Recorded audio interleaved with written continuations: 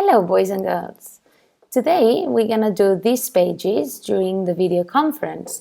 But if you couldn't attend the video conference lesson, here are some tips to do the exercises from the book. So first of all, look at these pictures, and tell me what you think they're showing. You can write it on a piece of paper and send me the sentences later on, or just do it orally by yourself. Here on this text, we need to read it and check your activities from number 1. So your guesses in exercise 1 could be answered on this text. As I said, we read the text and do the exercises during the video conference. But if you want to revise these materials, there's the video. Then you can read the text again and complete the summary with the words in the blanks. Okay? We can start doing this exercise by preparing the mission of this unit. What jobs do these people do? So they can give us ideas for later on choosing a favorite ideal job and write about it. Let's turn the page. And we will match these free time activities to the future possible jobs. What these boys and girls like doing on their free time and how they could use these skills to choose and do a future job. During the video conference, we will listen to this audio and find out, who is Molly based on what they say. And later on, write what other words might Molly use to talk about her job. Yes? So different words here. In exercise 4, we will need to read the questions and the conversation below and say which words in the conversation are similar to the underlined words.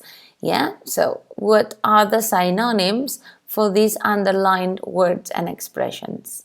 And finally, in exercise 5, we click on this listening and we listen to the next part to find out what is the answer to these different questions. As you can see, here we are practicing for the exam, for the Cambridge exam, working on new vocabulary, on new expressions, and doing a bit of listening.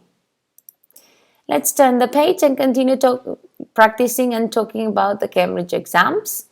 As you know, in the Cambridge exam, there is a part in which they make you match sentences 1 to 7 to the corresponding A to G choices. Here we have different expressions, or verbs or infinitives, etc.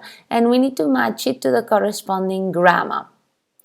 During the video conference, if you have any questions related to these different categories, we will talk about it.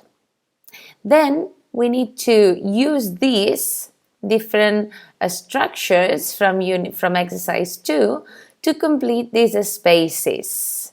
All right? As you see, they provide you some examples. Number 1, number 2, number 3. Okay? They are not these words. They are different combinations of these categories. Okay? Excellent. Then let's turn to the last page, and this is your job to do as a revision of Unit 6. So we talked about modals, and here you have 2 choices.